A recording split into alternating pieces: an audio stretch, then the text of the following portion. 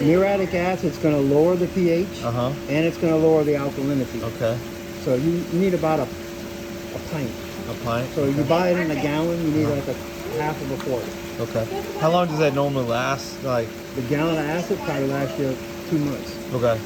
So but it's acid, so you don't want to want to store it around him. You don't want him to get into this chlorine powder too. Okay. Okay. But the acid is going to lower the pH and make it more comfortable. This is if y'all swam and you had your eyes open under the water. This is where your pH should be 7.5, so it won't burn your eyes. Okay.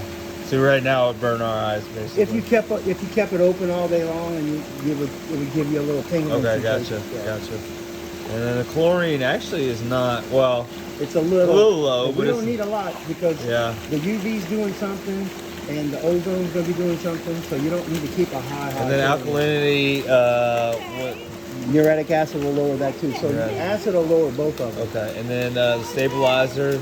That's just going to come down with rainwater. That's rainwater. Yeah. Okay. So it just needs to rain. Yeah. That's what you put that in there to help hold the chlorine in the pool. But the stabilizer is not going to hurt anything whatsoever. Okay. Just gotcha.